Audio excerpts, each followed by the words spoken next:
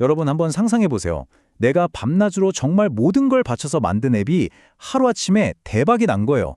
진짜 꿈이 이루어진 순간이죠. 그런데 바로 다음 날 그 꿈이 악몽으로 변해버린다면 어떨까요? 만약 여러분이 이런 통보를 받는다면 어떻게 하시겠어요? 오늘은 바로 한 앱 개발자의 이야기에서 시작해서요. 거대 플랫폼의 이런 갑질에 법이 어떻게 맞서 싸우는지 그 무기들에 대해 한번 알아보겠습니다. 자, 오늘의 주인공 스타트업 대표 김계발 씨가 있습니다.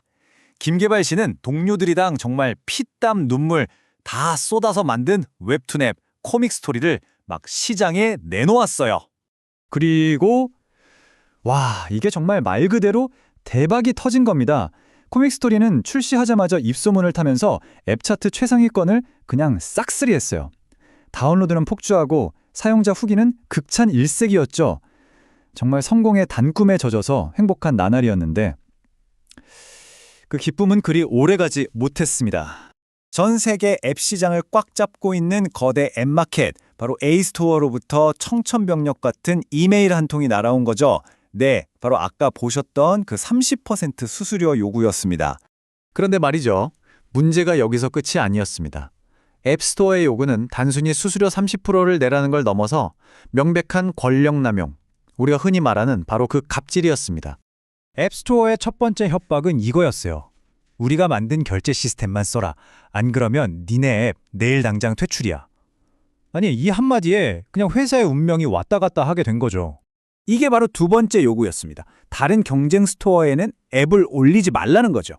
경쟁자의 싹을 아예 잘라버리고 개발사들을 자신들의 생태계 안에 완전히 가두어버리려는 그런 전략이었어요. 그런데 나중에 밝혀진 사실은 정말 더 기가 막힙니다. 서로 으르렁대던 경쟁사인 줄 알았던 A스토어당 B스토어가 뒤로는 몰래 손을 잡고 야, 우리 둘 다 수수료는 30%로 똑같이 받자. 이렇게 담합, 그러니까 짬짬이를 하고 있었던 거예요. 개발자들한테는 선택지 자체가 아예 없었던 셈이죠. 와, 정말 답이 없어 보이죠. 사방에 꽉 막힌 기분일 텐데요. 하지만 바로 이럴 때 우리가 기댈 수 있는 것이 있습니다. 바로 법입니다. 법은 이런 불공정한 행위들을 어떻게 심판하는지 지금부터 하나씩 자세히 들여다보겠습니다. 자, 첫 번째. 앱스토어가 앱을 빼버리겠다고 협박한 거 있죠? 이게 바로 거래 거절 행위에 해당될 수 있어요. 쉽게 말해서 시장을 쥐락펴락하는 회사가 정당한 이유도 없이 너랑 거래 안 해! 라고 해서 상대방 사업을 망하게 하는 건 명백한 불법이라는 겁니다. 이게 그냥 하는 말이 아니고요. 실제 대법원 판례가 있습니다. 시장 지배적 사업자가 자신의 우월한 지위를 남용하는 걸 아주 엄격하게 금지하고 있죠. 즉 그냥 이론이 아니라 법정에서 이미 확인이 끝난 사실이라는 겁니다. 자, 두 번째는요. B스토어에 앱 출시하지 말라고 강요했던 거. 이건 베타 조건부 거래라고 불립니다.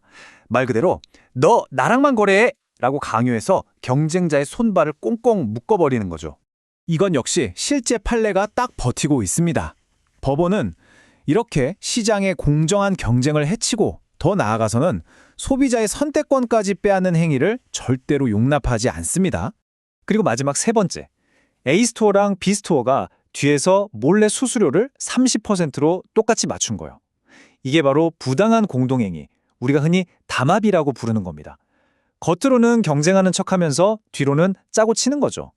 법에서는요, 이런 가격 담합을 시장 경제의 근간을 흔드는 아주 심각한 경제 범죄로 봅니다. 실제로 판례를 보면 이런 행위에 대해서는 수백억 원, 이런 어마어마한 과징금을 매기는 게 당연하다고 볼 정도니까요. 아니, 근데 법은 왜 이렇게까지 강하게 이런 행위들을 막는 걸까요? 그건 단순히 나쁜 회사 한두 개 혼내주려는 게 아니에요. 바로 시장 전체의 생태계를 지키기 위한 더 큰 그림이 있는 겁니다. 자, 이걸 쉽게 이해하기 위해서 한번 상상해 볼게요. 여러분이 사는 동네에 슈퍼마켓이 딱 하나밖에 없다고 쳐보죠. 다른 선택지가 전혀 없어요. 근데 어느 날 갑자기 그 가게 주인이 이러는 거예요. 우리 가게에서 물건 사려면 이 장바구니 10,000원 주고 무조건 사셔야 합니다. 싫으면 마세요. 어이가 없지만 어쩌겠어요. 울며 겨자 먹기로 살 수밖에 없잖아요. 에이맥스노어가 한 행동이 바로 이거랑 똑같은 겁니다. 바로 이 지점이 정말 중요합니다. 법의 진짜 목표는 처벌 그 자체가 아니라는 거. 힘센 기업이 약한 기업이나 소비자를 마음대로 휘두르는 걸 막고 누구나 공평하게 경쟁할 수 있는 그런 평평한 운동장을 만들어주는 것. 그게 바로 공정거래법이 존재하는 진짜 이유입니다. 자, 그럼 만약에 우리가 김계발 씨 같은 상황에 처하면 어떻게 해야 할까요? 그냥 억울해하고만 있을 순 없잖아요. 이럴 때를 대비해서 꼭 기억해야 할 3가지 행동 지침 지금부터 알려드릴게요. 첫째, 무조건 증거부터 남기세요. 이메일, 메신저 대화, 합법적인 통화 녹음 같은 객관적인 자료가 나중에 가장 강력한 무기가 됩니다. 둘째, 계약서에 도장 찍기 전에 독점 계약이라든지 불리한 발언을 하지 못하게 막는 조항 같은 독소 조항이 있는지 꼼꼼하게 확인해야 하고요. 셋째, 혼자 싸우기 버거우면 주저하지 말고 공정거래위원회에 신고해서 국가기관의 도움을 받으세요. 이 말을 꼭 기억하세요. 거대한 골리앗 앞에 선 다윗처럼 느껴질지라도 우리 손에 법이라는 날카롭고 단단한 무기가 있다면 결코 지지 않을 수 있습니다. 자, 오늘 들려드린 내용은 실제 판례를 바탕으로 여러분의 이해를 돕기 위해 재구성한 것이고요. 법률 자문은 아니라는 점을 마지막으로 말씀드립니다. 구체적인 사안에 따라서는 법원의 판단이 달라질 수도 있습니다.